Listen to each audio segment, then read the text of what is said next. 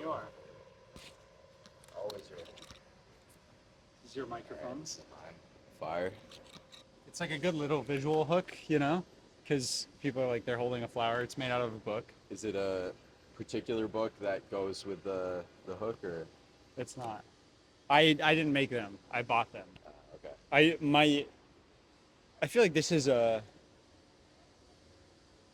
I've like developed my wardrobe and like all of the things that are sentimental to me is for every project I'll usually pick something up at a thrift store that's like unique to that thing.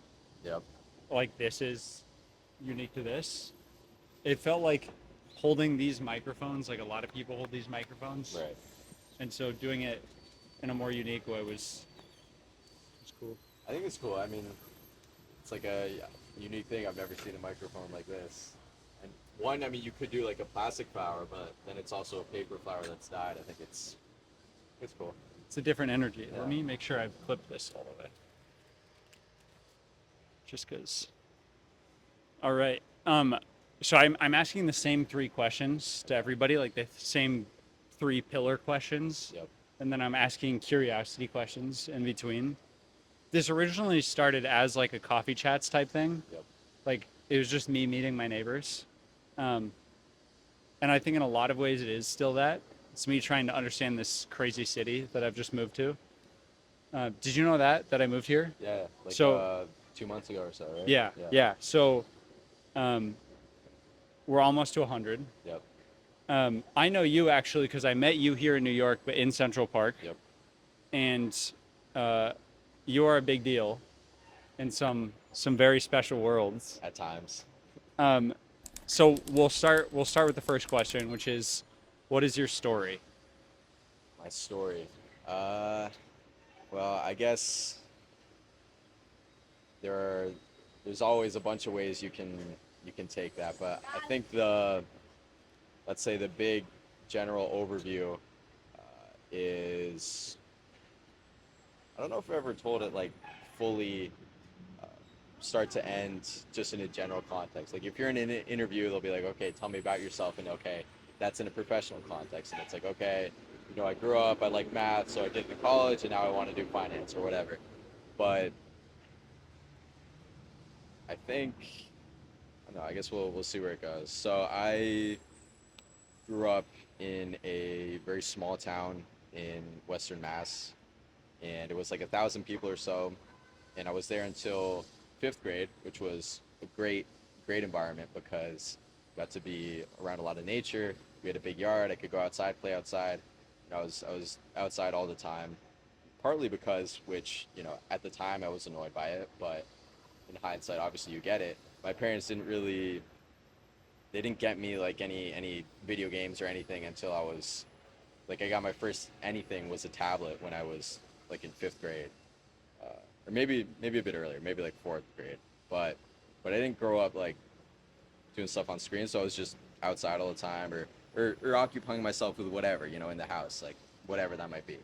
So that was good. It was a good environment, but we were having to go to a nearby town that was like 30 minutes away pretty much every day or every few days for whatever activity, whether it was sports like I played soccer, or I took guitar lessons.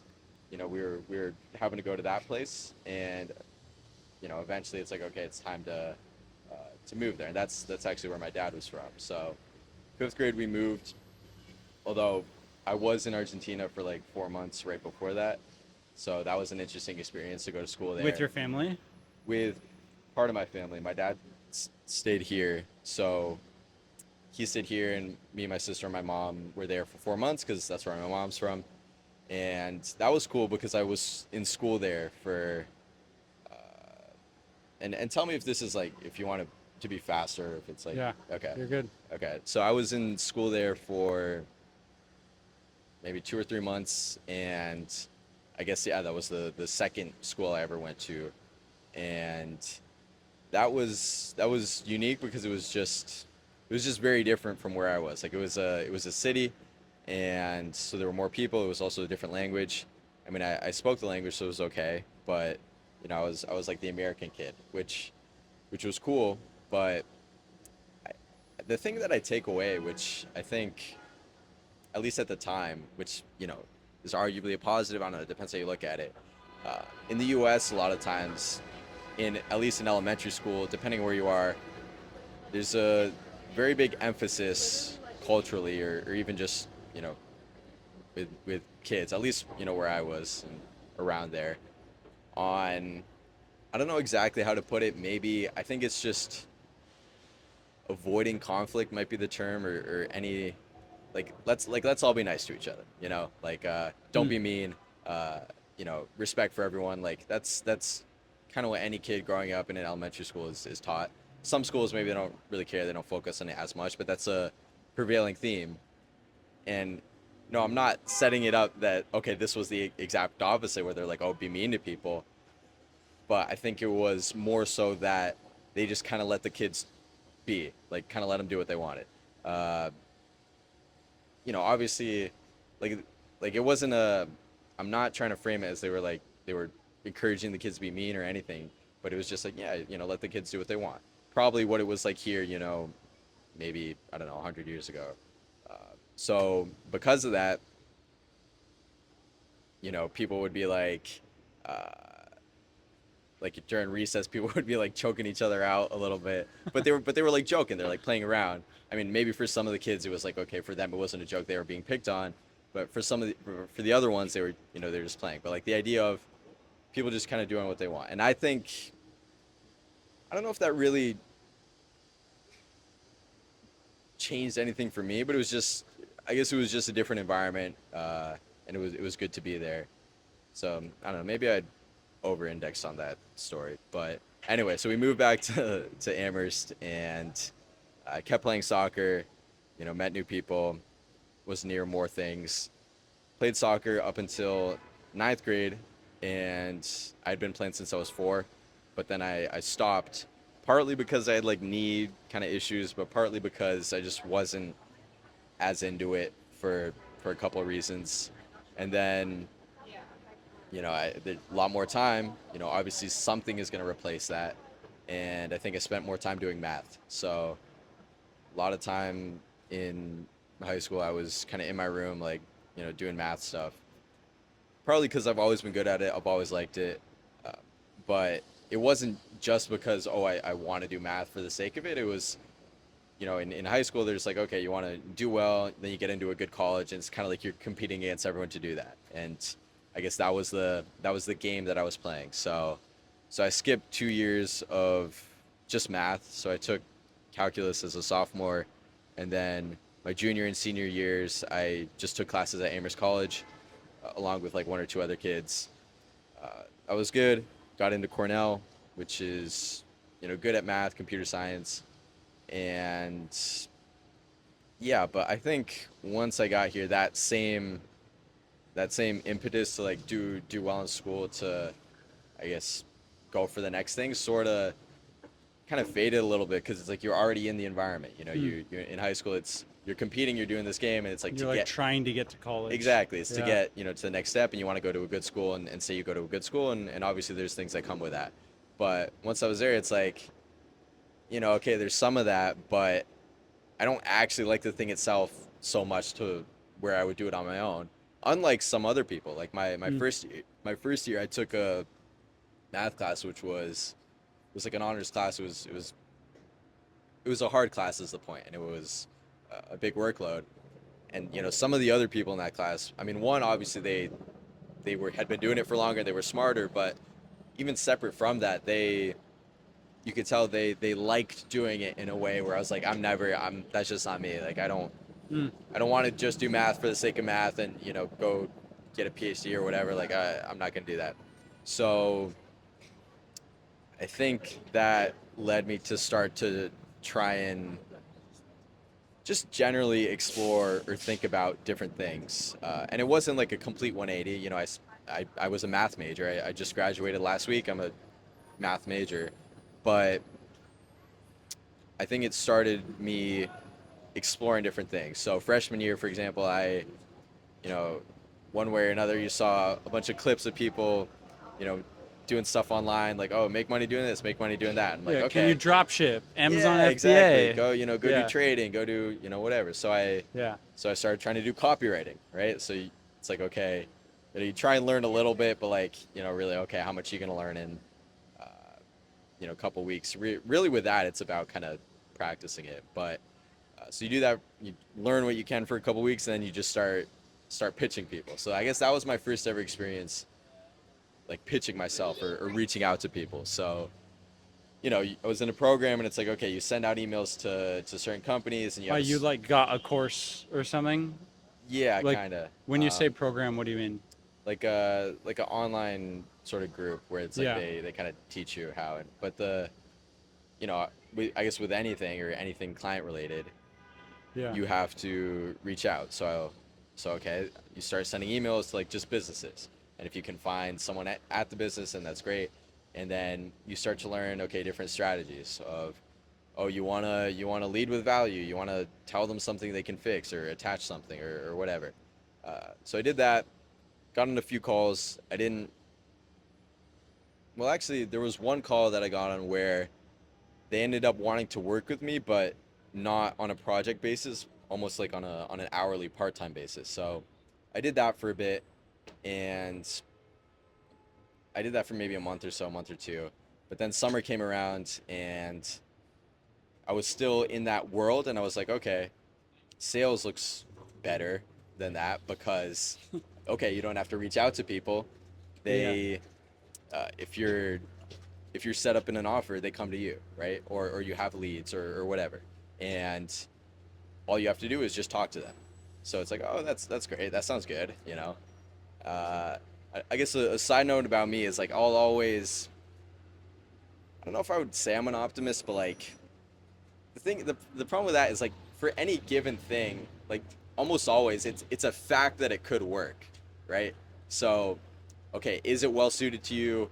Are you gonna do what's required to make that happen? Who knows? But any endeavor, it's a fact that it could work out. So I'm not like, so I see something, I'm like, oh, this could work. Let me like let's try it. So I started doing. I was like, I wanted to do sales. What did I do? I found like a posting for some guy who was starting some offer, and I was like, hey, he said he was hiring, and I was able to do that for maybe a month or so, made a little bit of money, interesting experience, and then I joined a sales program, and because of that, switched to a different offer, which they were doing good. Like they had a good operation. They had lots of people working for them. It was maybe a team of 100 or so, 100, 200. And, the people who were there and who actually knew what they were doing, who had been doing sales for years, like they had plenty of leads coming in. So they were making lots of money.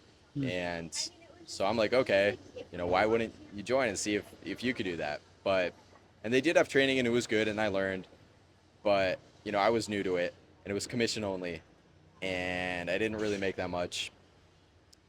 And by the end of the summer, they I was at a point where I kind of was like gonna, I guess, soft, like maybe quit is the term. Like I was like, okay, I have to go back to school. I can't keep doing this anyway. But I think they cut like the bottom half, every few months, and I was in the bottom half, so I got cut anyway. Um, you know, I don't think the takeaway from that is to write off sales necessarily, even though that was the last time I was in that environment specifically, because I could see that working under the right circumstances. I think the thing with that is the takeaway with that from for me, besides the fact that it was something new and okay, you learn a bit, it was a good experience, and you get an appreciation for what it is.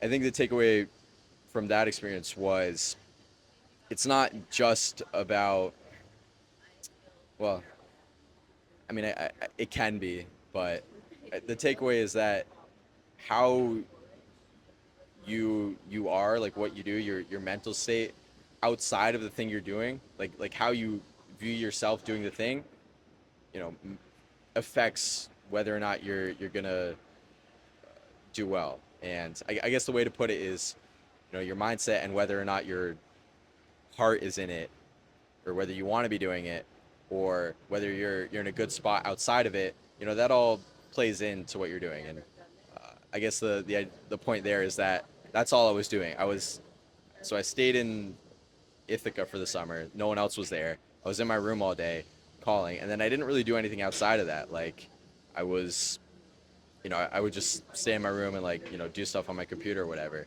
So it's like it wasn't very fun, So I didn't really want to be doing what I was doing. So it's like, yes, I was showing up every day. Yes, I was doing the calls. Yes, I was going to the trainings, but I think fundamentally it was misaligned. And I think that, of course, that's only going to have an effect a little bit one way or the other, but I think Mm-hmm. directionally that was the takeaway, that that actually matters. But anyway, I came back to school sophomore year, and sophomore year I didn't really do too much. I kind of just, well, actually in the fall I started. That was the first time I ever made any videos, like any, Content. yeah, any content. So Yeah. I had a friend who was at a college nearby, and he would help me film, and I would just go and interview people like in town in Ithaca, Yeah. and it was called Word on the Street. That was my thing, because the idea is that you can just go up to anyone and be like, hey, what's the word on the street? It's a general question. However they respond, if they respond silly, you can joke around with them. If they want to sit down and be serious, you can engage with them. But you just see where they're at. And I like that idea of just going to people, talk to them. And so I did that for a bit. What was the pattern of answers that you got from that? For what Like is, the most common answers, what did people say? I don't know if there was one that stood out. I think a lot of times it's a different question. Like, people will be like, "Word on the street? What do you mean?" Or with what? Or what are you talking about? Yeah. And like, they'll want some sort of clarification. So yeah, so I did that sophomore fall just to try it. Stopped doing it in the spring. In the spring, I was like, uh, in the spring I joined a club for our school's like quantitative finance organization, because that was kind of always the end goal with math. It's like, oh, that's like the top math job. So I joined that club, which was good, and I was like, okay, let me gear towards finance stuff. Like, what am I gonna do over the summer? Uh, I got my summer internship by cold emailing, which I had kind of practiced a bit the year before. Send out a couple hundred emails, got on a few calls. One of them worked out great. I was in New York here at a alternative asset manager, small firm, so I got to, know the owner really well. I'm meeting him later for dinner, and that was a great experience. Junior year, oh, I guess I should mention throughout college. So once I got to college, I started doing boxing. Uh, at Cornell, everyone has to take a PE class, and I was in high school kind of interested in MMA, like UFC, watching it, and I was like, okay, that would be something that would be good to try at least. So we have a bunch of PE classes. I took the boxing one, So you punched your classmates in the face? not in the intro class for for the for the yeah. It's like it's for everyone who's new to it. So they're like, okay, this is the technique. Yeah. Maybe you hold pads, but there's no Sparring. sparring. But Yeah. but I did that my freshman year. Then I started going to our school at a club, so I started going to that freshman year. I met someone there who was actually really good, and there was a gym downtown. He introduced me to it, so I started going there intermittently freshman year. But anyway, so I kept that up, throughout.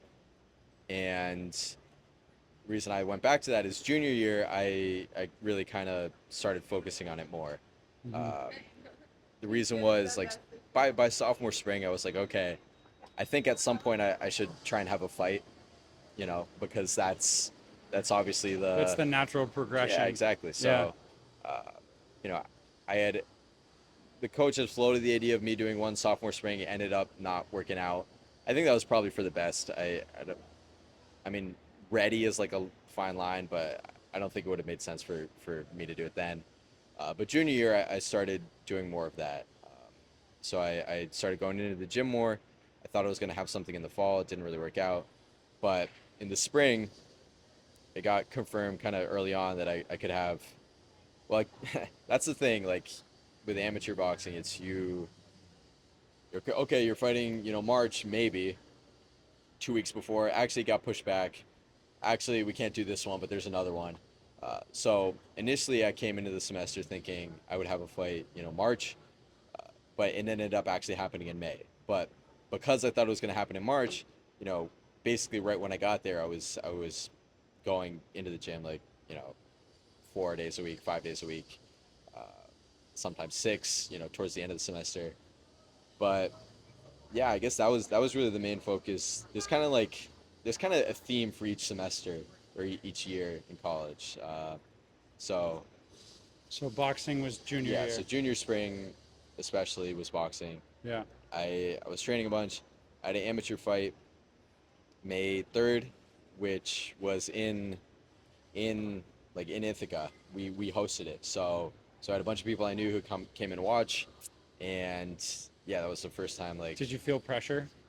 of course it's a very nerve wrack. Like if you're gonna get nervous about something, that would be, I would think, Yeah. unless you do it forever and you're really good, but then it's different. But doing that for the first time, like uh, that's why everyone's always like, oh, no one can really understand it or talk about it unless you've actually walked up those steps because Hmm.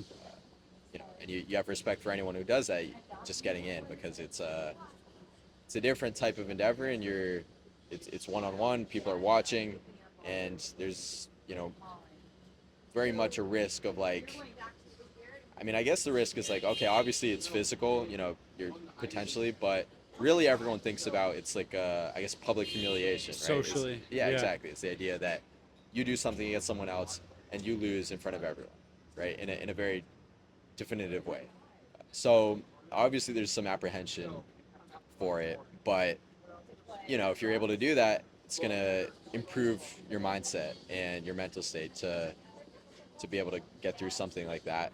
And I think with me, it was just like I knew I knew it was something I wanted to do. So like I understood there was the motivation and I understood the potential benefit, and then it was just like about not like quitting before it even happened. So it's just like you Yeah. keep going, and I think the takeaway from that, and like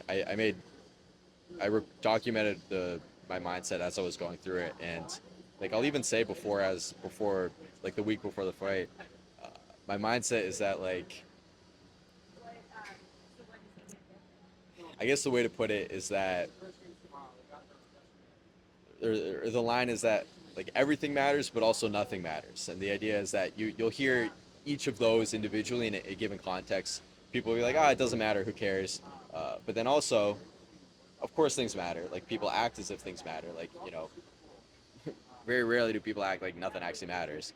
Uh, and it's not like one is correct or incorrect, but there, and this is kind of my general the way I look at things. Like I think, at least throughout my time in college and even in high school, I think, and a lot of this is from the internet. Like yes, interacting with people, you get exposed to a bunch of different things. You can't substitute that, but for me, like high school and even still in college, I'd spend a decent amount of time just online looking at, I guess, just whatever. Like you watch YouTube videos, you have certain people you'll watch, then maybe that'll change over time.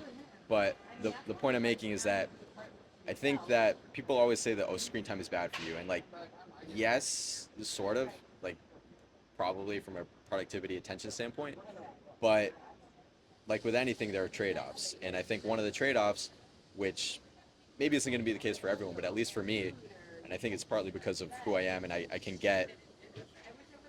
get interested in different things, is that I naturally got exposed over time to all types of different things, and I guess really Mm. more so personalities and ways of thinking.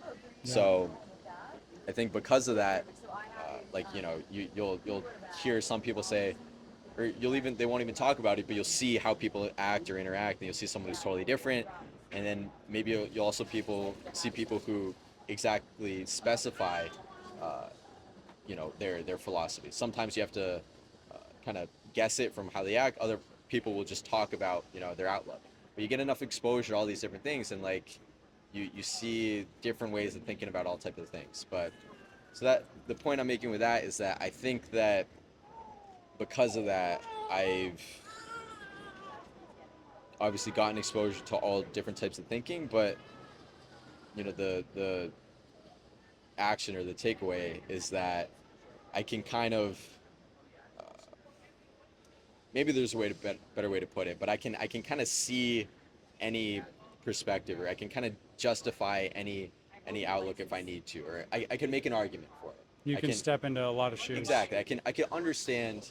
Like, this is another thing. Whenever someone's like, I can't understand why someone would do that. It's like sometimes they'll just mean like, oh, I wouldn't do that myself, which is fine.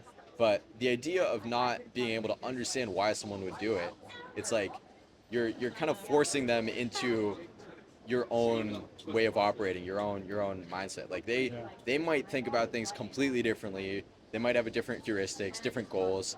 They might even if it's just something where it's like, I guess the exception is like, oh, they're not thinking, they're crazy irrational. But I guess then that's the explanation. Then that's easy.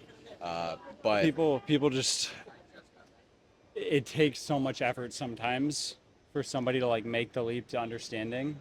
So they say they yeah, can't when really it's just it might take a lot of work or exactly. feel like a lot of work to do. And it's also like it might be hard.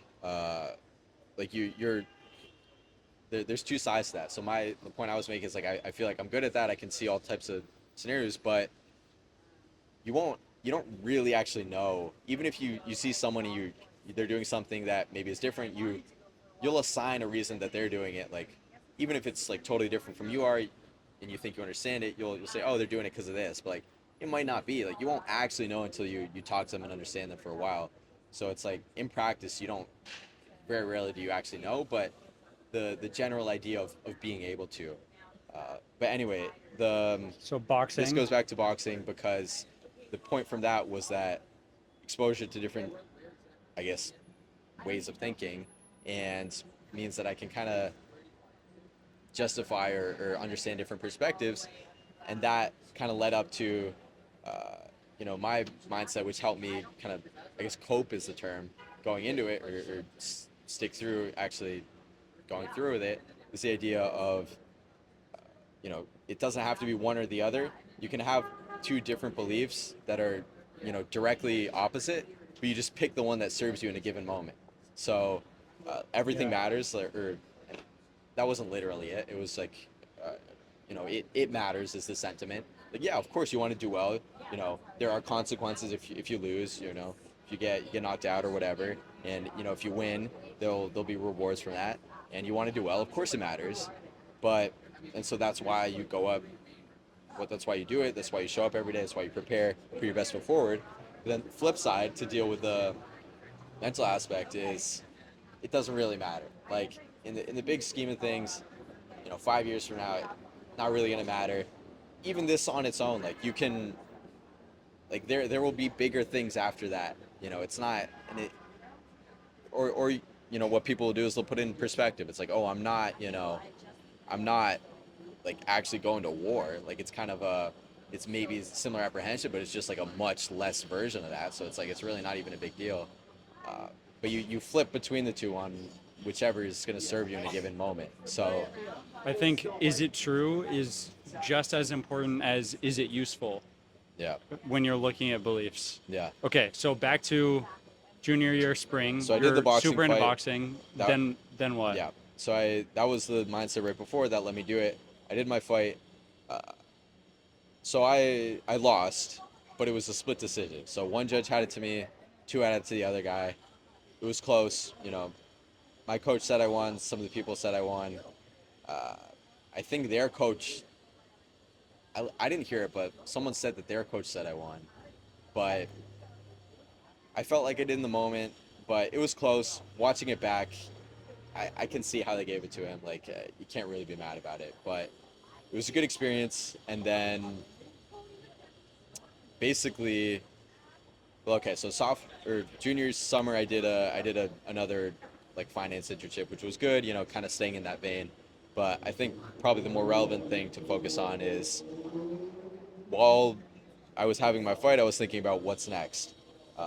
am I going to keep doing boxing? And I guess something I should mention is I'd played chess ever since I was a little kid. My dad taught me when I was maybe 4. I would play growing up, and then once I got to high school, I was playing a lot more, going to tournaments.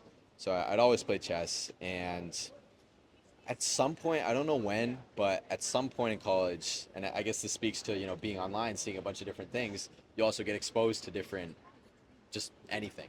I saw a clip of these chess players who are doing something called chess boxing, where they play chess and then they box. And I didn't really watch it or think too much of it at the time, but it was somewhere in my head. And around the time I was doing boxing, it resurfaced. I guess just on its own. I guess it's related, but I was like, oh yeah, that's a thing. It just popped in my head. I'm like, wait, I do chess. Now I'm doing boxing. Maybe I could do this. Maybe this is something that I could be uniquely good at. So around the time that I had my fight, I looked it up, seeing like, okay, is this a thing? Like, what's happening? Was this a one-off event? What's going on? I found out that yes, it's niche, it's small, but it's growing, and there is an organization. And I reached out to them. I was like, hey, this is who I am. I want to get involved. Like, what's the deal?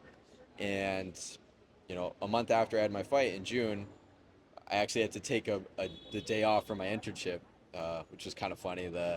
One of the like MDs was like, he didn't care, it was all fine, but he was like, oh, he made a joke. He's like, if you return full time, we'll call you Vacation Will, because you're taking a day off the second week of your internship, which was kind of funny. But I went to Atlanta for this chess boxing to I guess it was kind of like a tryout, but it was more of a you meet the people, and you participate and you see how it goes. So I Hmm. went to that, and it was good. uh, that also is like, I guess somewhat nerve wracking, like because you're still the boxing element, you're going there, you don't really know what's going to happen. uh, but so I did that, and then basically I was on the team, and I knew that I was going to be going to the World Championships in September in Serbia. So for the rest of the summer, while I was doing my internship, I was training. So Here in New York. in New York, yeah, Yeah. and I stayed in Harlem, up by like 117th. So in the mornings, I would wake up, do some push-ups. I would jog down to Central Park, do a couple sprints, jog back, shower, go to my internship, come back. Then at night, I would go to the boxing gym, and that was my routine for pretty much most of the summer. And uh, on Saturdays, sometimes I would go into the park and interview people, doing I guess word on the street. And I guess also I should mention I did that my junior fall. That was the theme for junior fall. Junior fall, I was doing boxing, but I did a different series called Meet Cornell, where I'd interview a different Cornell student, talk to them. People would share it with each other, so that was kind of fun. But so in the summer, I would do the word on the street. Basically, the interviews is something that I'll just do it intermittently, like every couple months. Maybe sometimes it'll be closer to a year. I'll be like, you know what, I want to do these again, and I'll just start doing them. Like, I'll probably start doing them soon again if I'm in New York. But I would do that on the weekends, or any other miscellaneous thing. But the bulk of it was the internship and the Chess boxing. the training. And yeah, so kept doing that. The big thing is like, okay, September, end of September, we're going to Serbia. Then it gets closer and closer. Go back to school. I have to start kind of losing weight a little bit, and So you're cutting weight while you're at school. sort of, but I didn't. You see what professionals do. It wasn't really like that. You It you was didn't have to cut as much weight. not exactly, and not how they do it. It was just generally like, okay, you could be leaner, in better shape, so like Yeah. get a bit leaner. What I did have to do, so okay, September comes around, I fly to Serbia. We stay in a team hotel, which on its own is a great experience, just to meet and be with all the different types of people. They're chess masters, pro boxers, people with finance backgrounds, people who do their own thing completely, just people who do content. It was a good group. So flying to Serbia, and that was like I left from campus, and like I took a bus, and I gave myself layovers, so it was like a day or maybe a bit more straight of traveling. Uh, but I come into Serbia, and So the first day you get there, the next day is the weigh-ins, and that was the part where I kind of, in hindsight, I should have maybe done it slightly differently. I was just like, you know what, I'm just gonna not eat for 3 days, and and not drink water, and well, not drink water the last day. Like, okay, I'll make weight, which, like, you know, Dude. it did work, and the reason I thought I could do it is because, I'd done fasts before, like a day, 2 days, and it's fine. Yeah. But my dad said this. He was like, "You do it 3 days, your body's not going to recover in time," and he was right. So I made the weight, but like the next few days, I was just like, I mean, the first day after I like didn't really have energy, sort of like my legs felt heavy. And then also I kind of got sore after my fights. Like, yes, you're exerting yourself, so you'll have some of that, but I think it was exacerbated by, like, I just didn't have anything in my system, and it takes time for everything Yeah. to get back and process. So I was kind of sore and tired for like basically the whole like. So the tournament itself was, you had 3 different matches, so three, I guess, fights. I had You're one. being filmed by 60 Minutes. 60 Minutes is there doing a piece Yeah. on Team USA, which I knew about, and I was hoping they would interview me. They ended up interviewing other people, which they had great stories, so it was fine. Uh, but as I was there, I was hoping they would. But hey, I'll be on 60 Minutes for a different reason, another point. But yeah, so I'm there. One second. It's She dropped. I think you dropped that Ziploc. Yeah. Sorry. uh, yeah. So Yeah. yeah. So I was there for the for the tournament. So flew in, make weight, then the next day it starts, and you don't find out whether or not you're fighting and what time until like the night before. Uh, So night before you get a pairing, okay, you're at this time, and yeah, then so you can't really study like ahead of time as a much. little bit if you have more than one day or a couple hours. But Yeah. I go in, I'm like, okay, I know I'm going against a guy from France, okay. Yeah. And then so I go in, and my first match is against this French guy. I think ahead of time I know that he did it last year, and he like won. He got the gold, but because it's a niche thing, like I think it was just him and like one or two other guys in his division. So because he was like the last year he was at the very lowest, and Yeah. he moved up one. So I was in the second lowest division. 135 is what I had to So make. your first match, you're beating a guy that won the tournament last Right. year. For his division, which was very cool. But so yeah, but, I mean, the way it works is that you alternate rounds of chess and boxing, and you can win in either format. So if you win over the board, chess, checkmate, it's over. If the next round you get knocked out, it's also over. So it's kind of like a balancing act between these two different disciplines, but you always start with chess. So the first match, we do chess. It's like kind of even. It's okay. We go into the boxing round, and I guess part of this, like, I can say, oh, I didn't have energy or whatever, but I think honestly he probably was better at boxing than me. Like you know, like I wasn't really hitting him much. He was hitting me more, uh, and this I'm actually kind of grateful for because it led to some very cool pictures. But I had a slightly bloody nose at the end of the first round. So second round we go back, and I'm playing chess at the board, with a bloody nose, and I remember the position roughly. It was sort of even. I was kind of trying to play for something, push for an advantage, and like that's the thing too. It's all in the moment. It's kind of instinctive. It's like it's blitz chess. It's fast chess. You don't Yeah. really have time to, like, yes, you calculate obviously, but a You're lot not of it's playing it out that it's hard. it's instinctive, and especially if, like, I'm sitting there. It's like, okay, a big thing with the chess boxing too. Side note is, once you come back, you have to calm down and focus to think analytically, and you're not really supposed to be thinking about going back to the boxing. Even though in the back of my head, I'm like, wouldn't it be great if I just if it finished now and I didn't have to go back in there? But that's like a very subconscious thought. But because of that, you're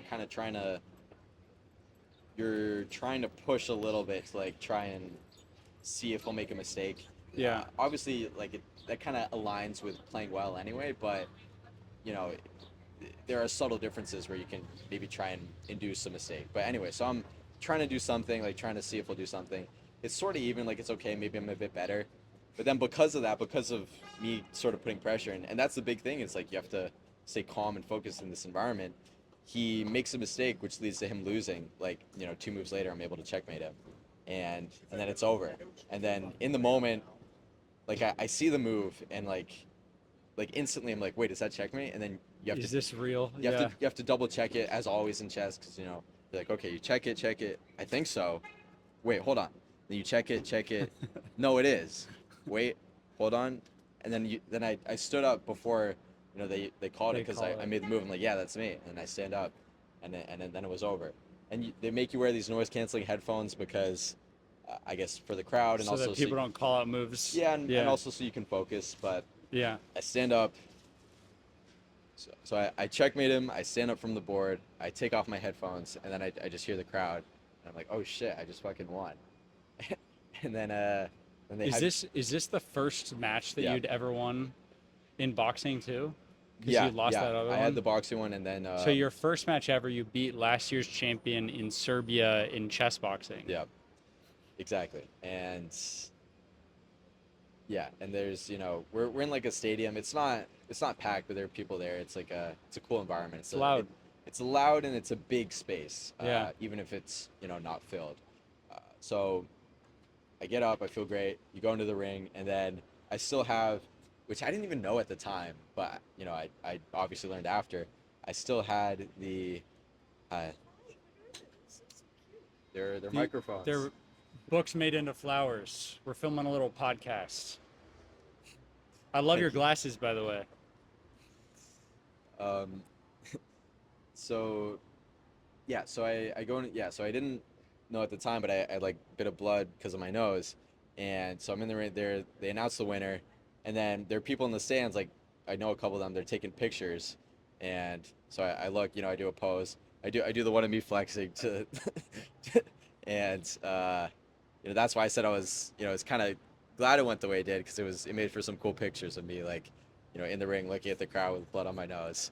Uh, so we made use of that. So that was the first match. I mean, I could talk about each of them like in depth, because it's a whole thing, and it's not It's just a the thing lot. itself, and Yeah. it's Let me just check that we're still going. yeah, But yeah, we're good. and it's you have to prepare ahead of time, and there's okay, I guess, but that was probably the first one, so that was maybe the biggest one. The biggest one. The Yeah. the second one was it the following day? I think so. No, was it? Wait, I should know this. It was either the following day or 2 days after, because I had 3 and 4 days. So your next match, My next match, I did have a day. I I had a think you had, break. I had a break in yeah. between.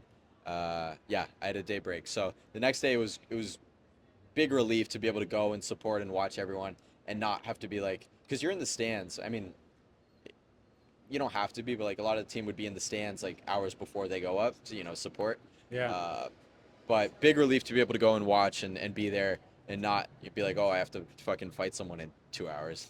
So I was there. I was like, I was yelling, I was cheering, because it's you're just there. You hang out with the team, watch them eat food. Then in the evening, I learn who I'm fighting, and uh, I guess also at the same time during the day, I had mentioned my legs were all sore. Today, that day I really felt it. So there's a picture of me in the stands with like a Normatec, which is like a leg compression. It's just me chilling with that, like, and it's like a full suit. Yeah. It's kind of funny, but anyway, Recovering while you're yeah, watching. but Yeah. it's like, and I really do think it's a lot of it is because of the way I just didn't have any nutrition for like 3 days. But I was like, fuck, I'm sore. Like, no, I'm Yeah. I was like, I'm sore. Like, wait, I'm gonna have to fight someone. Like, okay, let me Again. walk Yeah. around. I do not feel quick. Like I do, Yeah. but obviously you have to do it either way. So I'm like, all right, let me try and walk around. Let me try and do my leg compression. But so that's already in my head. And then in the evening, I find out I'm going tomorrow, and I find out that uh, so we're at the team dinner, which is at the hotel, the buffet, and there's like I think one or two other teams, were there, and no, the French team is in the hotel as well. So we're like, someone I know is talking to the guy who like commentates or something, and we find out who I'm going against, and they ask him, "Oh, do you know this guy?" And he was like, "Yeah, I think he went against one of the French dudes the other day." And the guy had also seen my fight, so I was like, "Okay, you know, how does he compare to the guy I went against?" And he says that, and mind you, so the guy I went against, he was better at me in boxing. Like I had a bloody nose, but he was okay in chess, but I beat him. And the guy says, "Okay, compared to the guy that I fought, the French dude, uh, one level down in chess, two levels up in boxing." So I'm like, fuck, that's not what I want to hear. Because, and also partly, if you lose in chess, like, okay, you lose, it sucks, but it's over the board. It's not like if you lose in boxing, you get beat the fuck up, which is not Yeah. fun. And so I'm like, oh, Okay, so crap. there's some anticipation building There's for this fight. anticipation. I try and then he says, yeah, he knocked the guy out who he was going against. So I'm like, okay, I'm already not super confident in my one physical state, but also just like I know I'm relatively better at chess than at boxing. So I'm like, all right. So I go up to we have the boxing coach for the team was a pro boxer who was also pretty good at chess. So he like you know slightly he was kind of a favorite to win his division. It didn't end up working out, but like I think next year he'll probably win. But he was the boxing coach, so I go to him and I'm like, I think partly is just to like feel like you're doing something, being productive. Like How do what do I I do? do better? Yeah, Like how do I prep? can I send you my fight? Like tell that I Yeah. recorded. Like what do I like? So I do that. That makes me feel better, but still you're going to bed. You're like you have to fall asleep. Obviously, you have to recover, but you're just thinking about, okay, I'm gonna go against this guy. Like, am I gonna get knocked out? Right. It's like then you say to yourself, no, I'm not. Yeah, when I go to bed tomorrow, my life could be very different, Right. but you And don't know how. and Yeah. that's the thing too. Another thing with this, I guess with boxing, but really can be any type of endeavor. There's the like you can't really lie to yourself.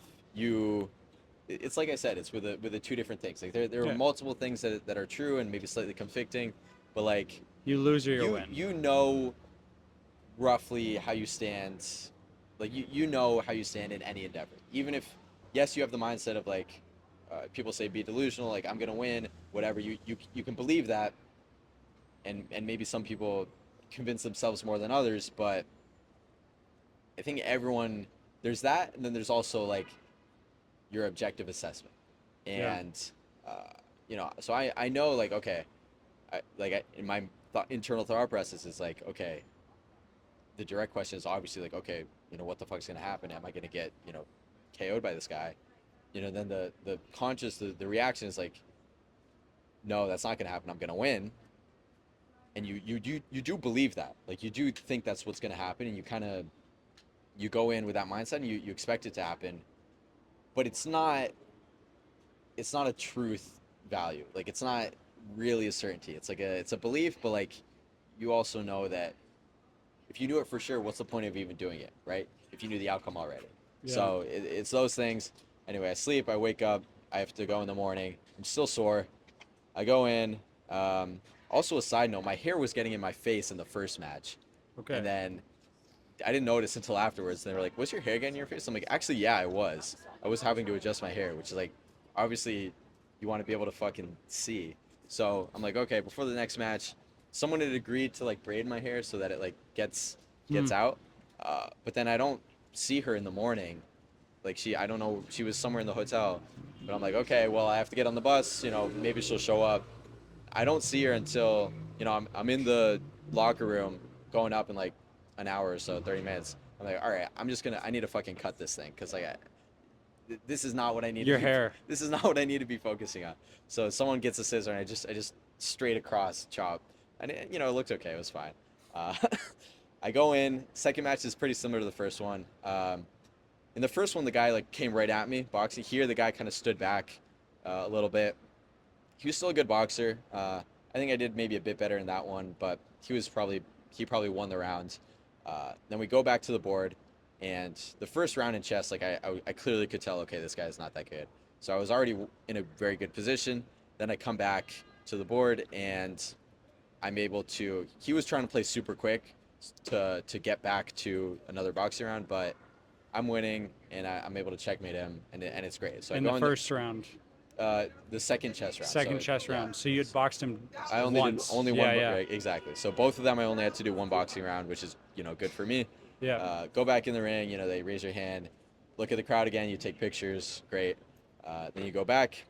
We had a team dinner that night, which was good. Everyone's hanging out, sharing. We had a good moment where everyone talks about like how they got here, etc. And I think while I'm there, I knew there were 2 days of finals. So it was quarterfinals, semifinals. I knew I was going to the finals, but I didn't know whether it was going to be tomorrow or 2 days after. I thought it was going to be 2 days after because I was Hmm. like, okay, I just did, uh, I just fought like in the evening tonight. You know, within 24 hours is a pretty fast turnaround. Uh, but nope, I'm going tomorrow. Midday. I'm like, all right, I guess I have to leave the dinner, not early, but like, okay, I have to go back and I can't just chill. I need to prepare because this guy, uh, he, and spoiler, he won, so he beat me, but he also won in a previous year. I think 2 years ago, and like last year he was injured or something, but he had also won, and he was actually the highest rated chess player in the whole tournament. So, I'm pretty good. If you know chess, I'm like over the board. I'm like 1900. Over the board, this guy was like 2200. So, and then also he's a good boxer.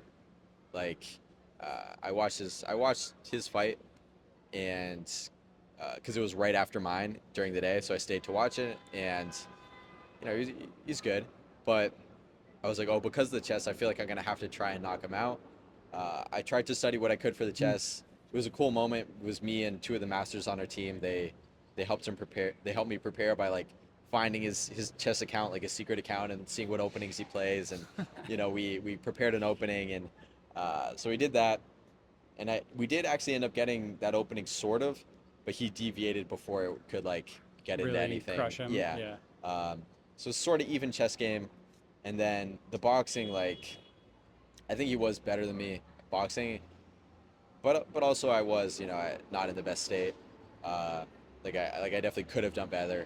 But either way, point is he's beating me in boxing, and uh, the finals are actually another round of chess and boxing. So it's three of boxing, four of chess, and these are all 3 minute rounds for everything. So basically, I don't know. To sum it up, it's like an even chess match sort of throughout.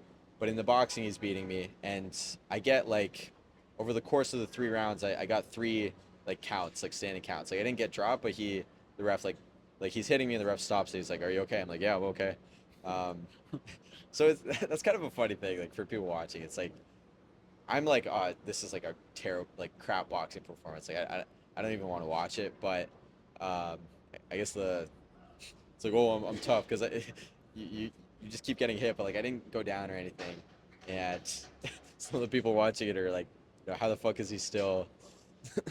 How is he still standing or there? Which is like, it's a good thing, but it's not a good thing because it means you're getting hit and it means that you're. Yeah. But whatever. So I guess that's the positive. But anyway, I get three counts. Um, in the last, I think maybe two. I don't think all three, but I think two of them came in the last boxing round. Make it back to the board, but it's like a sort of even position. I think maybe slightly better, and I'm like, okay, if it goes to the very end, judges, obviously, I'm not gonna win the boxing. So like I have to try and win in the chess, try some weird stuff. He's already in a solid position, so I had to try something, but it doesn't work. Falls apart. So he beats me over the board, but like he would have won the boxing anyway. But we went the distance, so it was 7 rounds of competition, four of boxing, three of chess, and So uh, you lose on score, not on like getting knocked out or beat. well, I lost over the board because of well, Oh, actually, like so in the last round? yeah, the very Okay. last, Yeah. and there is a timer, so like someone will run out of time. Yeah. If it's a draw, then it goes to score, but basically like I had to win, so try to do something, it doesn't work, he beats me over the board, but like Heard. there's like 30 seconds left. Yeah. so that you felt way different after that than after the first two, obviously. But like with any of them, whenever it's over, it's like sort of relief. Like, okay, now I'm done. Yeah. A little bit shaken up because you just kind of got hit a lot for 9 minutes, but I'm okay. They go in, they announce him, and uh, I guess it's kind of a cool moment as I walk off like down the steps. I see like two people, one of them on the team, someone else who came to support. They were kind of there waiting for me. One of them had a sign like supporting me, and the other guy was like a one of the boxers, a pro boxer, but he had been eliminated already. But he was there, and he like I walk over, and he just like picks me up and like uh, yeah, kind of like a hug. So that was kind of cool. Then I walk back, watch. I don't know. I guess like I'm still just thinking about it for like an hour. Get back to the hotel, eat a bunch of food, um, hang out, watch everyone else. Final day is the ceremony. They give me an award for they they have an award for it's essentially like the newcomer award, but they call it like Revelation of the Year. So it's Hmm. across all weight classes, across everything. They gave it to I think like six people, and I was one of the six. So Hmm. in the And you award, got a silver medal. and I got a silver medal, and so they did the podium. You go up on the podium, so that was live streamed. So that was cool. And yeah, hang out with the And team. Uh, we went for drinks a little bit with some Serbian guys. It was kind of funny. My flight was at like, I booked it for like 5 a.m. So I have to leave. you maniac, dude. Yeah, I think it was just because like Yeah. there weren't too many options. Yeah. I didn't have really too much of a budget because I had to pay for like Yeah. sponsors covered the hotel, but like I had to do travel and everything. Yeah. So I was like, okay, this is the cheapest one. I don't really give a shit. It's over. So I don't really sleep. I leave at 2 a.m. to go to the airport With like probably black eyes. with a black So eye. you Yeah, look like you showed up in Serbia, got beat up, and yeah, dipped. which Is kind of what happened. technically Yeah. happened. Yeah, after the first flight, I had a black eye for like the whole, which was kind of funny, just walking around with it. Yeah, So so fly back home. I guess that's kind of it for that. let me let me speed this up a little bit Yeah, because I still have two questions. yeah, What was your biggest lesson or takeaway you've gotten from that? And then what are like the most exciting things that have been happening recently for you? yeah. Um, the most, and I guess I'll do like the 20-second version. Like since then, so after that, I came back, and senior year kind of chill, didn't really have too much to do. Really, I was kind of just, I don't want to say hanging out the whole time, but like just having fun, like exercising a bit. But like I did a bunch of trips, hung out with people, did what I had to with classes, but just kind of hung out, partied, went places, whatever. And that was kind of up until maybe like that was like I guess the theme for my senior. But yeah, so the takeaway from now I'm kind of figuring out what I'll do next. Probably most likely either finance or something. There are maybe other options, but we'll see. Maybe finance. But the takeaway from yeah, the biggest takeaway from chess boxing was I guess uh, uh, from the whole process or from specifically going and competing. The Take- process. Yeah. Okay. I think the process, which is like what I mean by that is okay, identifying it as an interest, pursuing it, committing to it, preparing for it, then actually going through with it. That spans like months and months. So it's not just you don't just show up. You have to be like, okay, I'm going to do this way in advance. Then you have to stick to it. So I mean, obviously, like okay, you have to. I mean, I guess discipline is the term. You have to stick to it, but that's not. I think the takeaway for me is that it was kind of the experience of having my first boxing fight just magnified because yes, there's still the same aspect of oh you're going to fight someone you don't know how it'll go, but it was a bigger stage, also more uncertainty because I'm going to Serbia, going against people from other countries. I have no idea who the fuck they are. So it's just literally like some guy from some other country.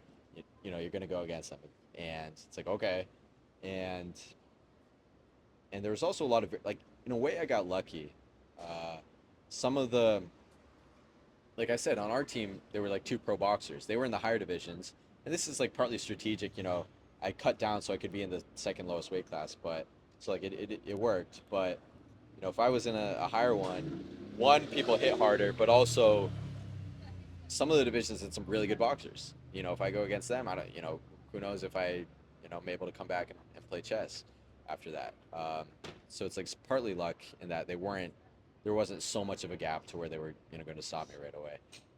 But the point with that is like, you know that there will be some very tough people going in, like, a month ahead of time. And it's like, am I still going to fucking do this? Like, uh, yeah, so So it's basically just it's a magnified version of apprehension that I felt for the boxing thing, but here there's more variability, bigger stage, more potential risk, and it's a bigger commitment. So it's a yes, lesson in what you're capable of. pretty much, yeah. So it's the same.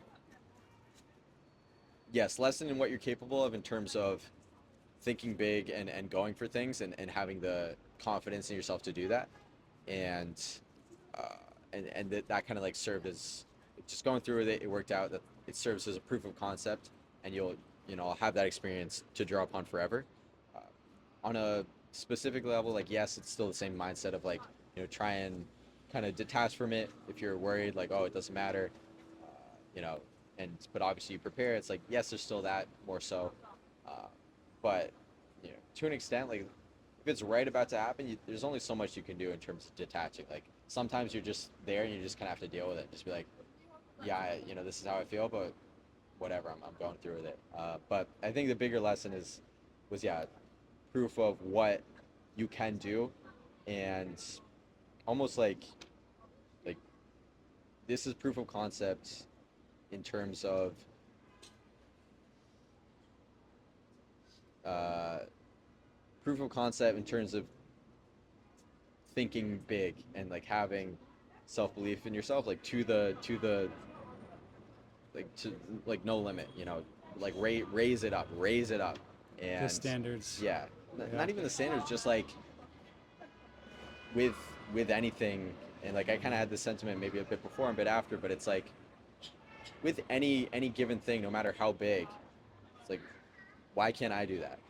And that kind of goes back to Or the thing earlier where I said like, oh, maybe I'm an optimist, where any given thing, like not literally, obviously you can contrive certain things, but uh, pretty much always there is a way in which it could happen, and it's just like just go for bigger things. Like it is possible. Like pick any example. Like uh, someone's gonna be president.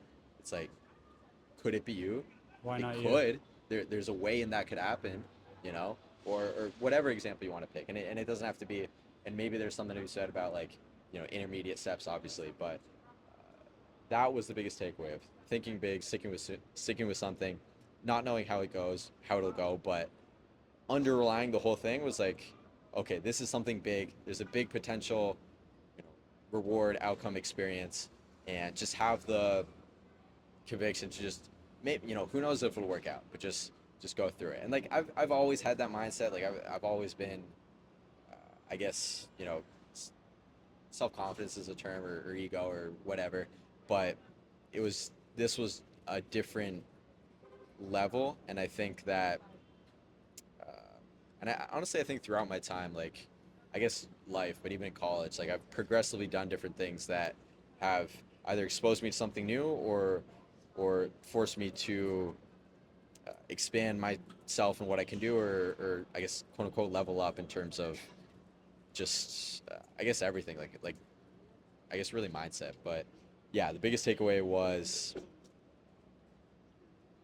think big and go for things. And this is proof of concept. And yeah, and then the last question was What you're most excited about right now, what I'm most excited about right now. or like have been in the past time since then. Yeah, Basically, last s- you know 9 months. since then I think, and this is like I guess I'll relate it to that. Like since then, I haven't really, I haven't had a boxing fight since then. I've like, you know, I try and stay in shape. Like I exercise, do something every day. Occasionally, I'll go into the boxing gym, but uh, me saying like yes, I got through with that, and I had the mindset and I did it. Like yes, that's all true, and I'm glad I did that. But it is a very real thing to like you whenever you get hit, it's not good for you.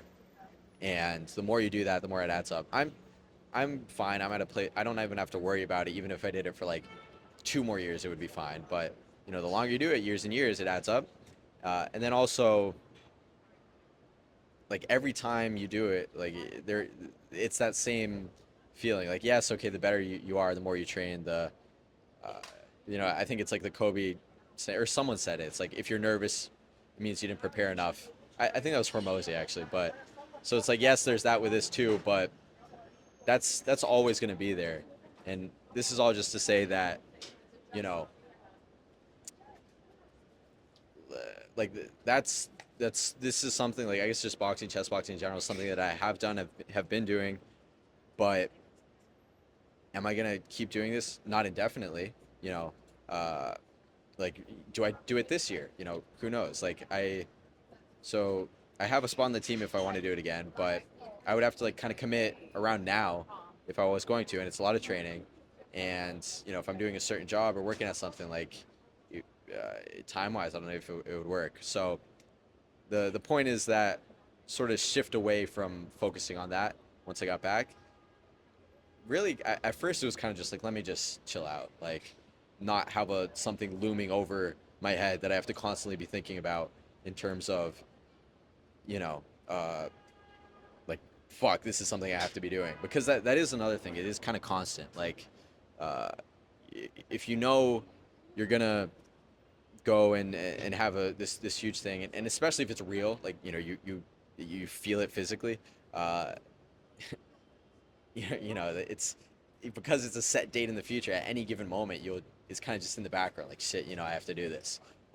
So it was kind of good to just not fucking have that like in your head for really the probably the first time in like a year, because I before that it was for my first fight, and and this is probably because I'm new to it, and like there are people who really do boxing more than I do and who are better at it, and they've maybe been doing it since a kid, and they aren't really gonna have that same, because they're used to it, and they're the better you get, the more confidence you have.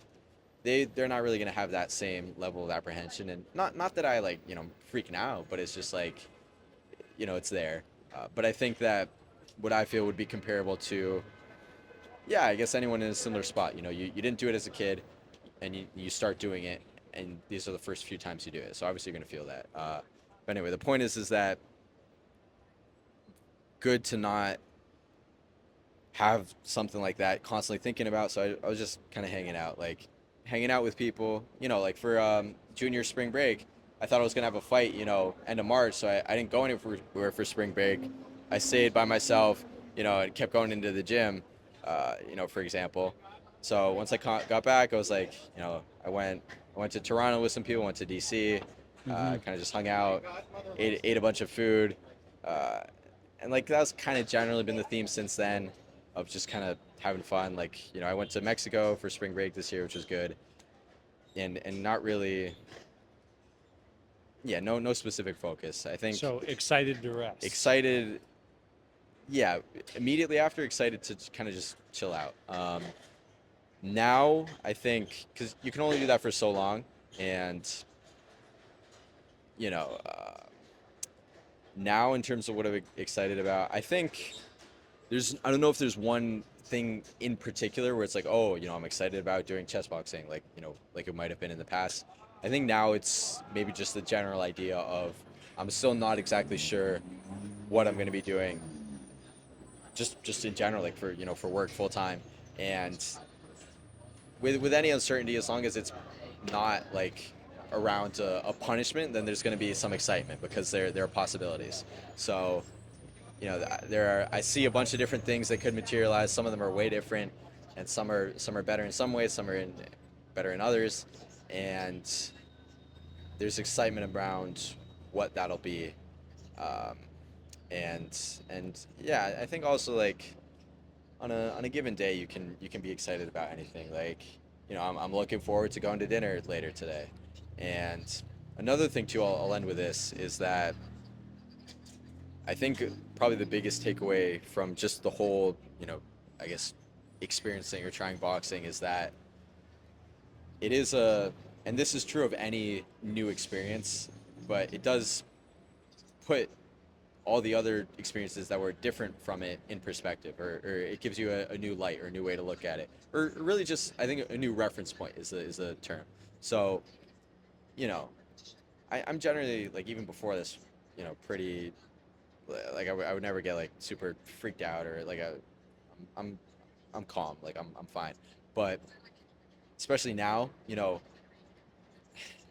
take anything, like literally anything that's not where I have to go and fucking fight someone, it doesn't compare in terms of seriousness, or nerves or apprehension, because it's not like it's not, okay, yes, you can suffer consequences, but they're not imminent harm to you.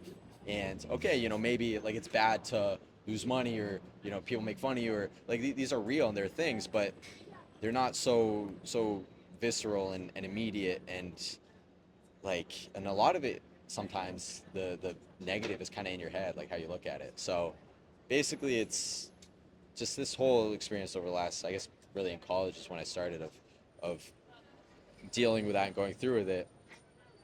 you know I was generally fine before, but it's just even more so now. Like, I'm not gonna be it's not gonna nothing's really gonna be a big deal in the same way. Like, okay, yes, you, for a given thing, you can be like slightly, have nerves, but it's not like, it's fine. It's not really real. So, you go say, oh, like, even, I went in yesterday for like some interviews, and it's like a huge team, big office, and like I had to, meet people, uncertainty, and it's like that's something usually people maybe get nervous about a Fortune bit. 10 company. Uh, Is it the one you were maybe, telling about yeah, yeah, yeah. before? They Yeah. might be. Really big Yeah, company. yeah. So, it's Yeah. like something like that. It's like, okay, uh, you want to go in, and then maybe people would have uncertainty about, like, in my position, oh, I don't know what I'm doing. I don't have a job. This is a huge opportunity. Like, how's it going to go? I don't know. I have to go in, present myself. I really didn't feel any of that, like, at all. Yeah. And partly because, I didn't really sleep much, so that kind of like takes away. That was for Takes separate. the edge off. Yeah, so that was separate reasons. But there was no, like, I'm just fucking talking to people. Like, if it doesn't work out, fine. But there's no real harm. So I think that's really the biggest takeaway from. I guess I don't want to say my time in college overall, but let's just say boxing is like, most. I don't want to say your problems aren't real, but like, 'cause a lot of problems that I, or anyone would face, are kind of in your head. Like, think about it. When was the last time you faced a real imminent physical problem? It's like, barring that, a lot of it's kind of just potential negative consequences, or how you feel about Speculated. it, or Yeah. speculative, but it's the reason, like, it feels bad. I guess, I think from evolutionary sense, is like, it's negative because it indicates, a potential future, like, negative thing. Like, oh, you lose your job or money. It's like, okay, there's a worry about how you're going to be able to do things. If you get humiliated, it's like, okay, if you get outcast, it's harder to survive if you're isolated from the group. But like, but it's all second order. It's all down the line. When you compare that to literal imminent physical danger, and it's like, probably the same sentiment, even more so for people who, and this also causes other issues because it's different in other ways. But like, people go to war or something. It's like, nothing is going to compare to that. That can cause certain issues because there's a lot that comes with that.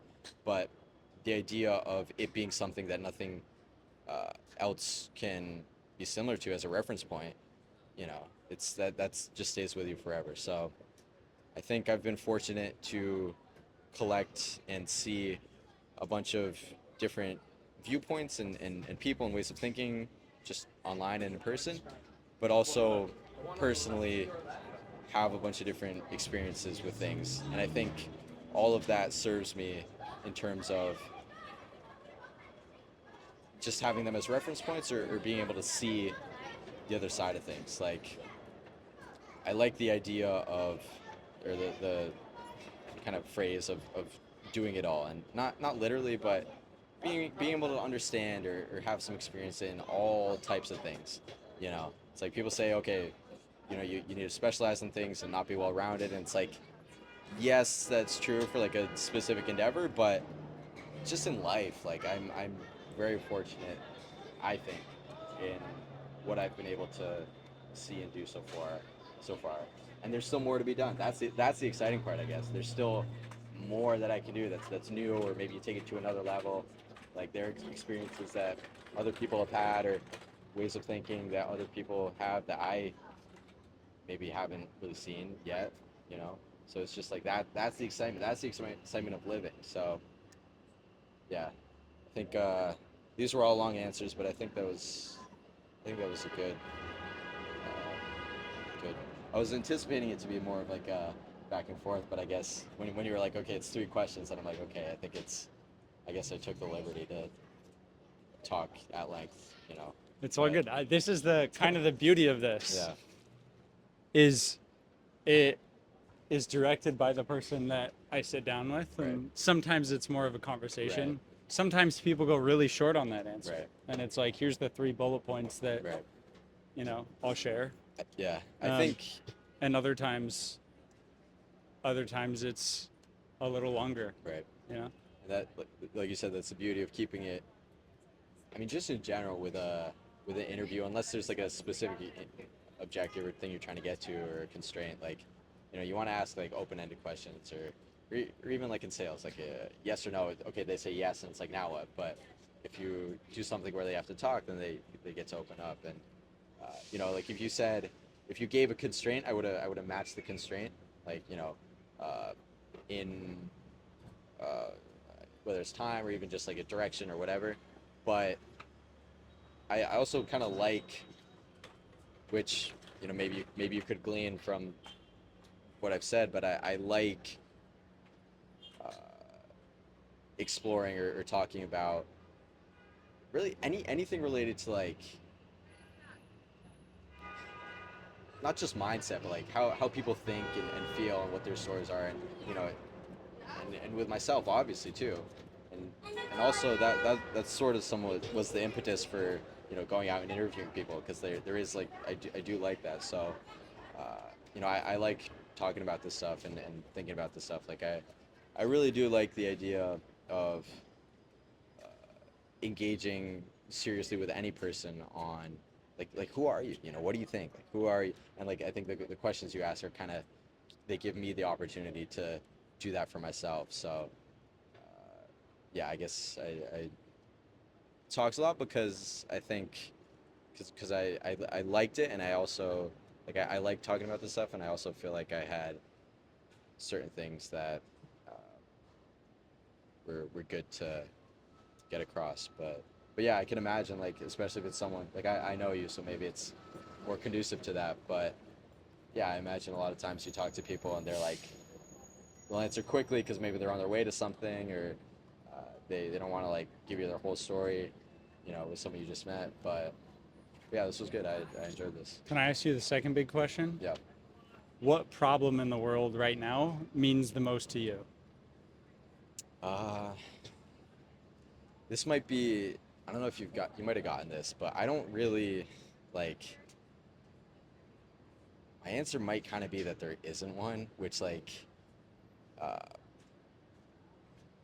which is, I guess, by definition selfish. But, you know, I kind of don't really, maybe you can glean that, but I don't think selfish is necessarily a bad thing. Uh, like, a lot of people would maybe be better served by being selfish, but not like, in terms of what they focus on, and think about, and what they do. Not the worst is people who are like, you know, you act like your thoughts and all your interests and everything is caring about everything else, but because it's like this grandiose thing, but then on a day to day, like, you won't like be like, you won't interact with people, or uh, you wouldn't give someone the respect to like understand where they're coming from. Like, so like for things that matter, like little things, you know, but like oh, on a big picture, yeah, you know, I care about all these problems. It's like uh, that I don't know. That's a bit of a tangent, but I guess the sentiment is like I don't. I'm focused on myself, and so I don't know if I really think about that too much. That being said, like I guess you can identify things even if you aren't personally like super working towards them. Um, I do think I might have to think about this a little bit. It's more a question of what's meaningful to you than Right, is a question of problems. right, Like there's like an infinite amount of things you could fix in the world right, or improve, yeah, but not all of those are meaningful to you. yeah. I think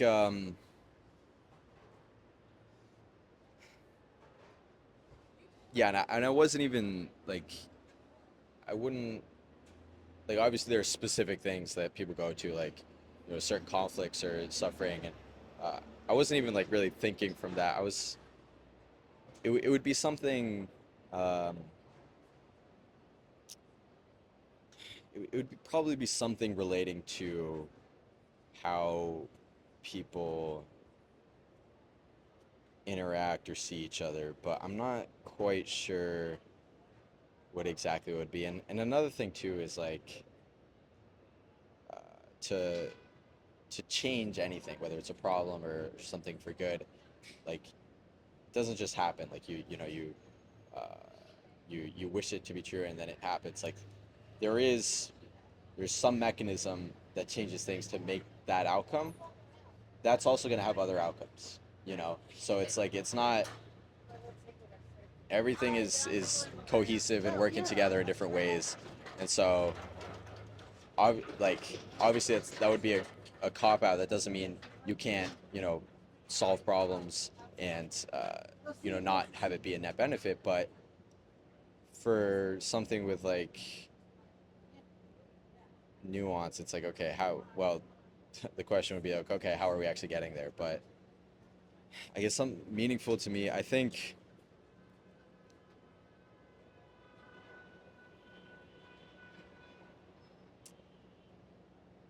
I don't. Is there a? I mean, I should be able to come up with it, but do you have like a different way of phrasing it? Because that might prompt me to. Yeah, Because I think I would have something, but like, I like don't you, say to myself like, oh, this is a meaningful problem to me. Like it would be under a different way of. Um, what problem resonates the most emotionally with you?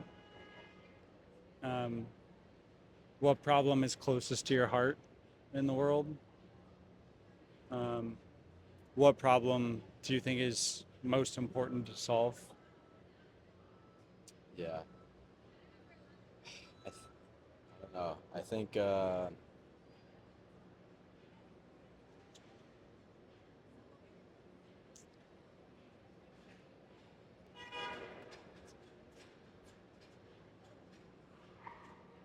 And it's It. just the first things that come to mind, if anything does. Yeah. It would.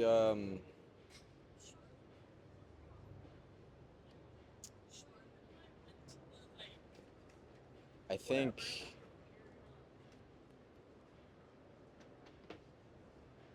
Well, there. I mean, there's. Okay. This comes to mind, but like not as a like that's what I mean. It's like something that I think it's not like oh a problem to solve or that I need to set out to solve or like you know not even something I really think about, but like so I don't know if that really fits, but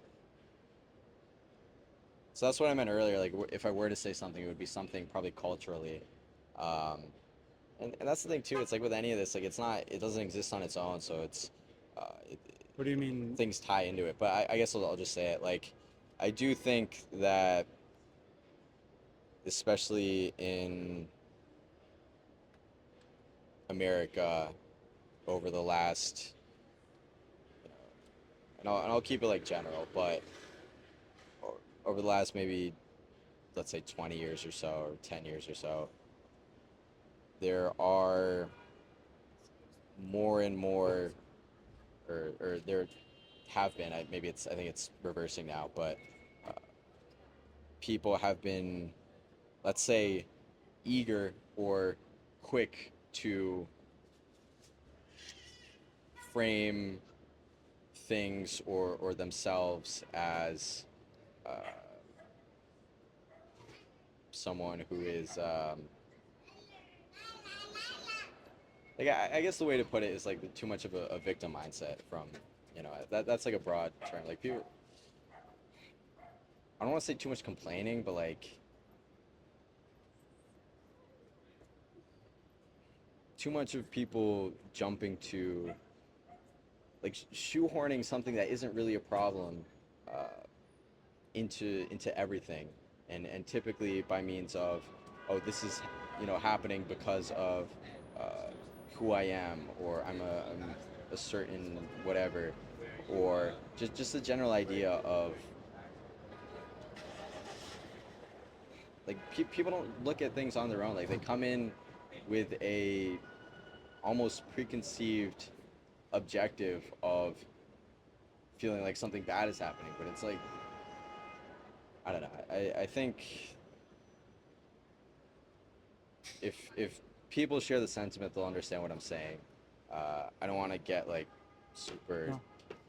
specific, but if you have shared that sentiment, you'll get what I mean. I think that is reversing.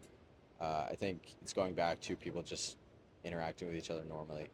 Uh, well, that has a lot of what is normal, but yeah. But I wouldn't like. That's why at first like I didn't really have anything because I wouldn't see that as something I personally think about too much. Like, I would notice it when it comes up. And, the reason I guess I say it is I feel like I notice it all the time. I mean, maybe less so, but uh, it's not something I see as like something I really think about too much myself or, oh, I need to fix this or this is something that worries me because in general, I just, you focus on yourself and what you're doing. But yeah, I think if I had to sum it up, I think the removal of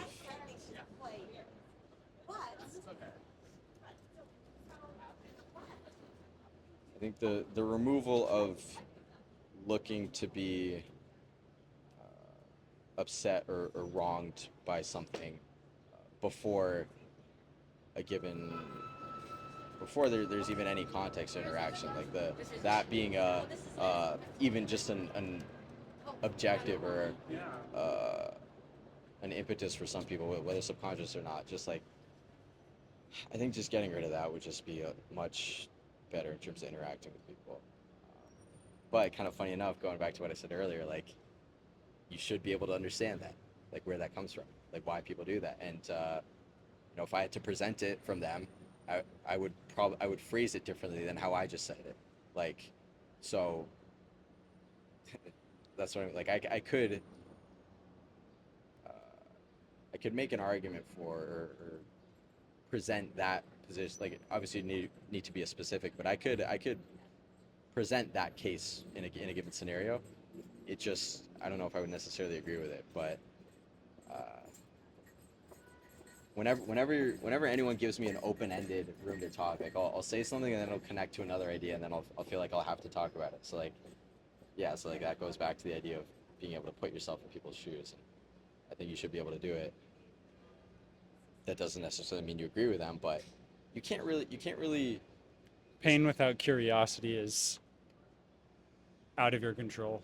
yeah, you can't also it's hard to disavow or refute or say that something is bad or you shouldn't do it if you don't even understand what it is like with anything people say oh how can you say that if you've never tried it sure that's like a surface level with like fucking ice cream or something but the idea of a a mindset or an argument or a belief or where someone is coming from and obviously you can't live their life and that's where it goes too far. Be like, oh, you can't tell me anything because you haven't lived my life. But then no one can talk at all.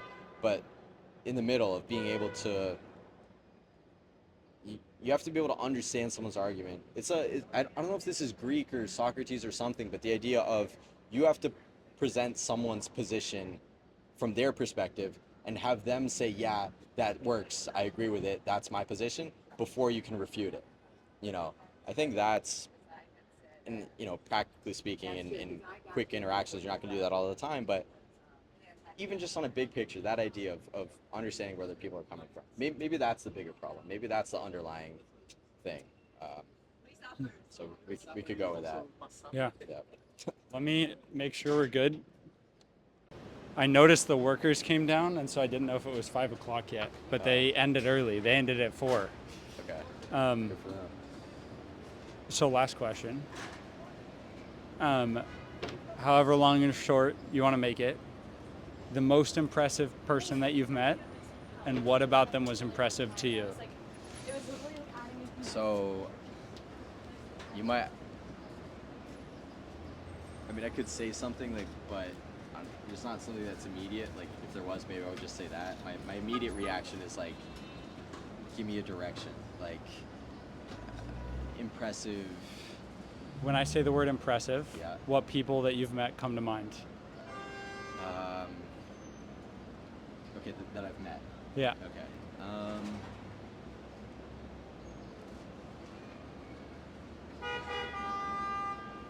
I mean, so I jumped to, but I don't know if this was the best answer, but to have an answer quickly, I jumped to, okay, impressive, obviously, achievement in a specific domain, yeah, and achievement in a specific domain that's notable, obviously that's impressive. So who do I know that's like achieved something in a certain domain? So like, that, but then I can like pick like, oh, I know people who are professional boxers. That's certainly impressive. I know people who have done well in the finance world or whatever. Like those are all impressive, but I don't think that would be a good answer for who I find the most impressive because it's too one-dimensional. So I'll give myself, like, I'll think about it from impressive in terms of maybe just how they think or operate, but I don't know if anything comes like everyone I meet, you can appreciate different things, and some more than others, and some people are really great at certain things. Or just want your gut reactions. Yeah, but I don't. Nobody comes to mind when I say the word impressive. Not. I mean, they do, but for like it'll be like a specific thing, and it's because I'm like, oh, let me find an answer quickly, but it's not. But when you think deeper about them, they're not actually that impressive to you? Well, I don't want to say that, but I guess What makes you hesitate to say that? I'm using impressive as a proxy for someone who overall I look up to and aspire to, as opposed to, and maybe that's too much, but So maybe people can be impressive in parts, exactly, but not impressive as a whole. Well, they still are impressive as a whole, but like if you are impressive in a part, that's part of you overall. So you probably start like you're impressive in general. So that's what I meant. Like I could, pick people for a given thing, but I guess, and this isn't really what you asked, but maybe it's how I thought of it. But someone impressive overall is someone who, not necessarily is like better or impressive in every single domain, but like as a whole, you kind of want to be like them, I guess is how I'm thinking about it. But I don't know if there's someone who I would, like, that's a strong. I don't think there's anyone that you would want to be like besides Right. yourself. Right. I don't know if I. You're one of the few people I know that holds your like boundaries of self really strongly. In terms of. You investigate, inquire about, like think about, examine everything before you put it within yourself. Yeah. You don't accept anybody else's shames or excitements or opinions without first figuring out what you think about it. Yeah. Yeah. So when I say the word impressive, your first reaction, it sounds like, is, well, who would I want to be like? Well, fucking nobody. Yeah. Because, like, this guy's a great boxer, but do I also want to have his family life and have this and Right. have this? No. Yeah. So I can't really say he's impressive, Right. is what I think is happening in your mind. Is that right? Kinda, like Okay. roughly. It's like look, I still would say they are impressive. I no problem saying that. I think it's maybe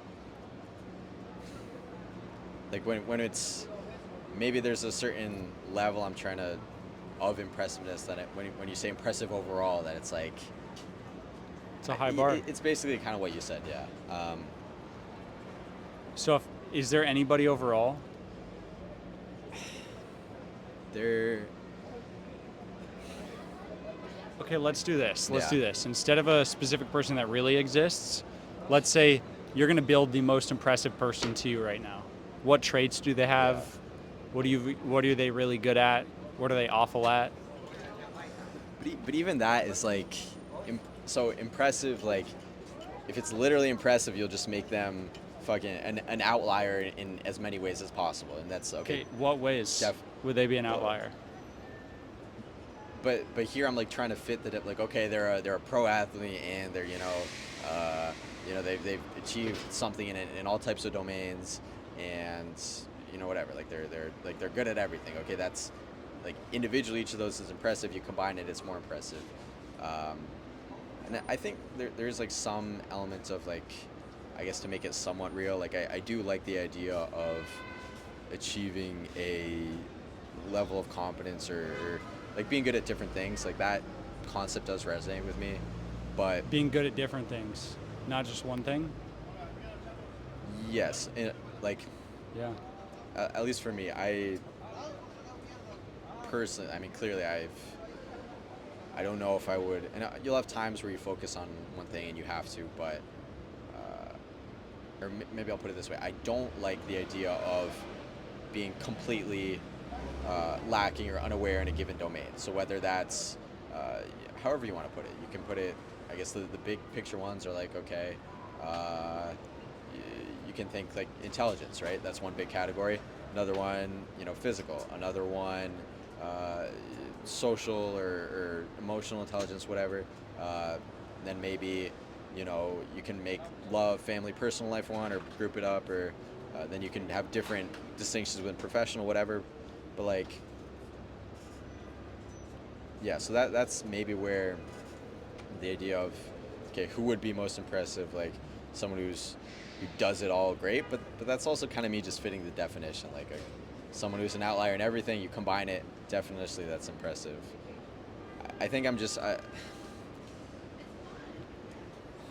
like that's the thing. Like I'll pick at like questions, which is like you're just looking for an answer, but I don't mean it like you want to hear how I'm thinking. I didn't mean it like that, but there are people who like you can appreciate different things about different people, and they would never all be combined. What things do you will appreciate about people? I'll appreciate.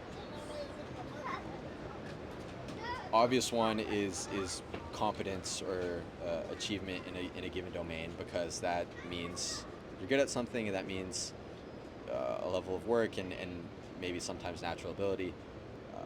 So you can appreciate or have respect for that. But I guess to have a true respect for something, it maybe has to be a bit deeper, maybe about either like something truly exceptional, like if you want to stay in that category, or what I can appreciate or find impressive is probably something in terms of how people interact, like people who I want to say are smart, but not in the traditional like IQ type.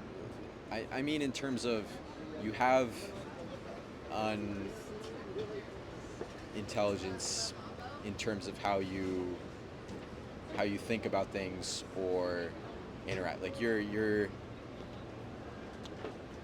aware. You can like, and a lot of times this, which I guess this is funny. This is like it's just a side note, but maybe I'll just say a fucking comedian because like I'll always say I have tons of respect for comedians because and that's arguably, I mean it's definitely a form of intelligence because to be funny on command, one it requires Funny on command. tons of yeah, and you know it's if you say to them hey be funny like that's you know kind of fake, but like you know you go on stage and you have to be funny. It's like Yeah. it takes a lot of work, but also you know how do you practice that? It's like pattern recognition. Like you it's pattern recognition but applied in a verbal, social, nuanced setting, and that's like anyone who's able to be funny consistently as a comedian. Like you kind of have to get it. You know, you have to kind of get different themes, see how people think about them, and turn that into a joke. So I think that type of intelligence, like or something like that, like people who kind of get it. You know, you can kind of you can think about things properly. You're able to understand different things. Like you're not like a caricature where oh you know I I know what this person's gonna say and they fit this and like they can't. I guess you would describe it by like reasoning ability and intelligence combined with like wit and the ability to see nuance. And so you know, if I identify that in people, that's like, that's good. I appreciate that. That's impressive. But I guess the problem is that with anything, that's one attribute, you know. So I find comedians impressive. Uh, Last question for you. yeah. Are you finished with that answer? Yeah. Okay. If you have more, go for No. it. That's it. Okay. You've spent more time in New York than I have, Yeah. but I just moved here. Yeah. So instead of asking people for New York advice, I'm asking for a New York challenge. Okay. Super short, like one line. Yeah. What's your New York challenge to me? I have spent more time in New York, but I don't know how much I know about New York. New York Challenge. I don't want to say like run the fucking New York Marathon because that's just boring. I would maybe say something. Well, you're doing the interviews. If you were someone else, maybe I'd say something like that. But because that, I mean, that's good. You're meeting people. I mean, an interesting one could be. Could be interesting. I don't know if you might not have gotten this. Like, stay outside for like 24 hours. Like, not just outside of your apartment, because like you know you could stay with someone else, and that's like effectively the same as like going to a hotel. But be outside, out and about for 24 hours. Maybe you stay up the whole time. Maybe you sleep in the park for a bit or something. But I think that's kind of interesting. So that's my New York challenge. It's a good challenge. Just, I haven't heard that one before. I guess, be safe would be the caveat, but Be responsible. yeah. Incredible, dude.